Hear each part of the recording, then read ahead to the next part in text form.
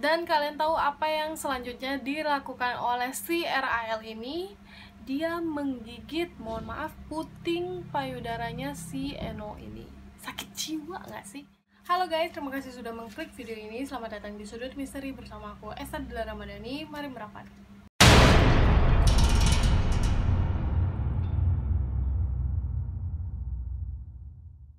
Di video ini aku akan menceritakan tentang kasus pembunuhan masih dari Indonesia dan cukup geger pada tahun 2016. Kondisi korban dari pembunuhan ini benar-benar mengenaskan. Bahkan foto kondisi terakhirnya yang sempat tersebar di dunia maya bikin aku mikir, ini tuh yang ngelakuin manusia atau bukan? Bukan cuma itu, salah satu dari pelaku pembunuhan ini adalah seorang siswa SMP yang masih berusia 15 tahun. Pokoknya kasus ini tuh bener-bener bikin kita ngeringis, ngilu, sedih, apalagi buat perempuan-perempuan. Cerita kali ini dari kisah korban pembunuhan seorang gadis yang bernama Eno Pariha. Eno Pariha merupakan seorang karyawan pabrik di daerah Tangerang yang masih berusia 18 tahun. Sebagai seorang buruh pabrik, Eno tinggal di mes yang berada di dekat tempat ia bekerja. Suatu malam pada tanggal 12 Mei 2016, kira-kira pukul setengah 12 malam, Eno janjian bertemu dengan RAL yang pada saat itu masih berusia 15 tahun. Eno dan RAL ini istilahnya tuh lagi PDKT-an lah, sekitar sebulanan melalui SMS-an.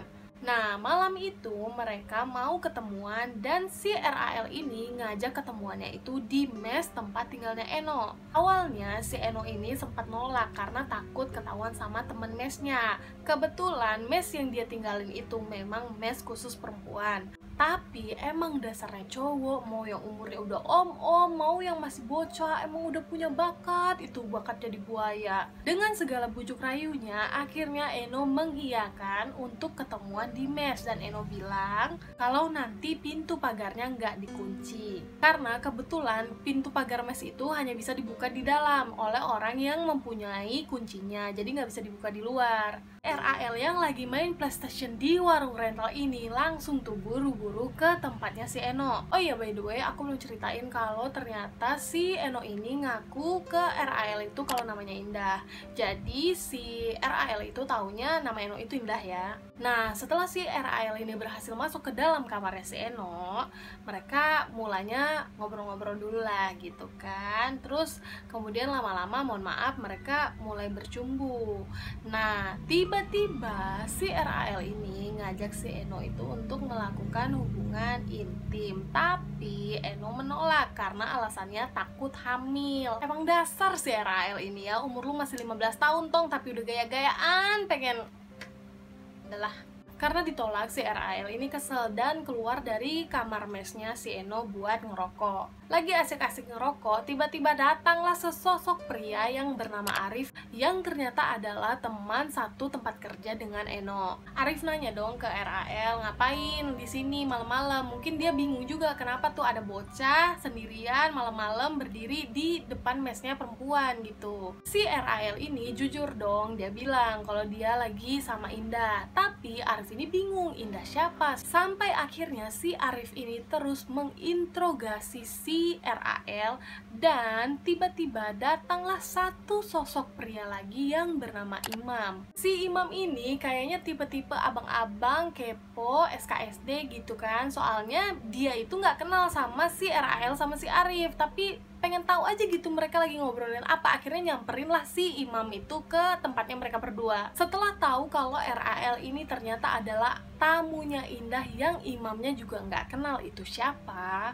akhirnya Arif dan Imam ini nyuruh RAL untuk masuk bareng untuk mastiin siapa yang dimaksud dengan Indah itu sebenarnya. Dan masuklah mereka bertiga ke dalam mes itu. Pas udah nyampe di kamarnya Eno, ternyata pintu kamarnya itu nggak terkunci. Mereka bukalah dan ngeliat kalau Eno itu lagi tiduran sambil menggunakan atasan tank top. Tanpa ada aba-aba, tiba-tiba aja si Imam ini ini ngebekep mukanya si Eno pakai bantal, terus nyuruh RAL buat ngambil pisau di dapur. RAL ini nurut dan kemudian mencari-cari pisau di dapur, tapi ternyata di dapur itu nggak ada pisau. Akhirnya ia keluar dari kamar buat nyari benda selain pisau. Pas RAL ini lagi keluar, tiba-tiba aja si Arif memperkosa Eno sambil si Imam yang masih membekap mukanya Eno menggunakan bantal. Setelah selesai diperkosa, si RAL ini masuk lagi tuh ke dalam kamar sambil ngebawa alat lain yang dia cari, dan ternyata yang dia bawa itu adalah cangkul. RAL ini ngasih tuh cangkulnya ke si Arif, tapi si Arif ini malah nyuruh RAL ini buat mukul si Eno pakai cangkul itu. Nah, si Imam ini ikut-ikutan juga tuh nyuruh si RAL itu buat mukul Eno di bagian wajahnya. Dipukul lah sama si RAL ini menggunakan cangkul di bagian wajah dan lehernya Eno hingga menyebabkan luka terbuka. Dan percikan darahnya itu mengenai wajahnya RAL. Tapi emang dasar si RAL ini emang kayaknya tuh bocah soiye gitu. Dia langsung keluar dari kamar karena geli ngeliat kondisinya si Eno. Setelah menenangkan diri, si RAL ini masuk lagi ke dalam kamarnya Eno dan melihat ternyata si Eno ini udah digulung menggunakan kain di bagian kepalanya, namun masih dalam keadaan bernafas. Dan kalian tahu apa yang selanjutnya dilakukan oleh si RAL ini? Dia menggigit, mohon maaf, puting payudaranya si Eno ini. Sakit jiwa nggak sih? Ngelihat kondisinya Eno yang udah nggak berdaya, si Arif ini kemudian menyuruh RAL untuk memegangi kakinya Eno dan membukanya. Dalam posisinya Eno yang mengangkang, disinilah terjadi hal yang bikin aku gak ngerti lagi ini tuh manusia apa bukan gitu kan. Si Arif ini menancapkan gagang cangkul ke kemaluannya Eno, kemudian menendang-nendang cangkul itu hingga gagangnya masuk sebanyak 90%. Kemudian mereka bertiga bergantian ke kamar mandi untuk mencuci darah, kemudian mengambil handphonenya Eno dan keluar dari kamarnya Eno. Arif kemudian mengambil kunci gemboknya Eno, kemudian digembok dari luar dan kuncinya itu dimasukkan kembali ke dalam ventilasinya. Hingga akhirnya jenazah Eno ditemukan oleh teman satu tempat kerjanya Eno yang tinggal di lingkungan yang sama dengan Eno, dan polisi berhasil menangkap ketiga pelaku pada tanggal 14 Mei 2016. Hasil visum mengatakan sesuai pemeriksaan luar bahwa ditemukan luka terbuka dan luka lecet pada pipi kanan, memar pada bibir atas dan bawah, dan luka lecet pada leher. Kemudian ada luka terbuka dan pendarahan di kelamin yang diakibatkan kekerasan pada benda tumpul, luka lecet pada dada kiri dan kanan, serta pada kedua payudara yang dikelilingi memar melingkar akibat gigitan manusia.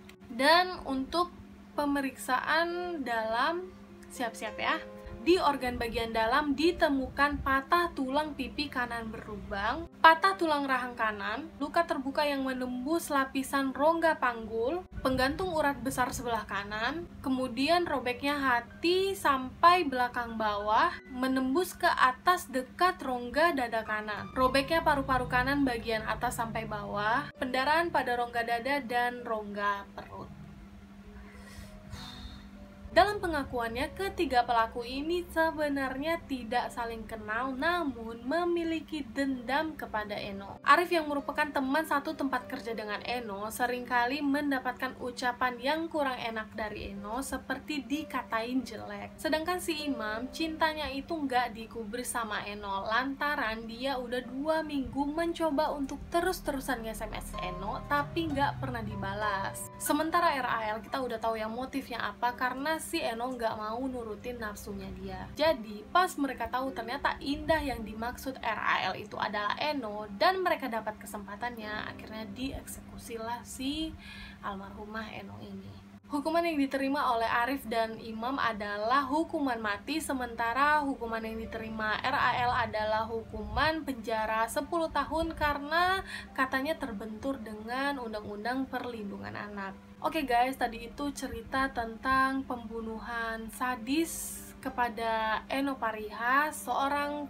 buruh pabrik yang masih muda banget. Waktu pas kejadian ini berlangsung, aku tuh masih kurang ngikutin kasus-kasus kriminal. Tapi pas aku ngeriset buat bikin video ini, ya Allah, demi apapun, ngebaca artikel-artikelnya itu banyak-banyak ngucap gitu.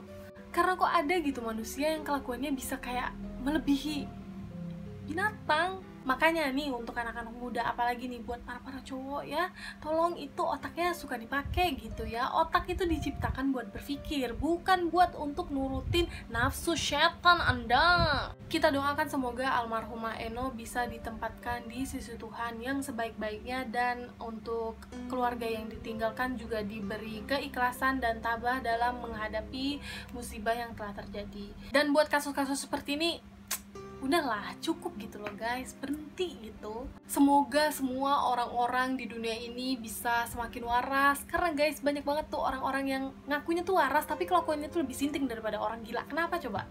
Heran dah gue. Oke guys, cukup hari ini emosi-emosinya. Kalau ada cerita menarik lainnya seputar misteri, horor, dan juga kriminal, jangan lupa untuk request di kolom komentar atau DM aku di Instagram @esadila_2.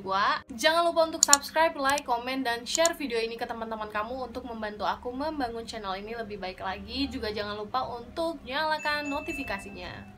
Terima kasih sudah menonton video ini. Aku Esadila Ramadhani. Bye-bye. Hati-hati dalam bertindak.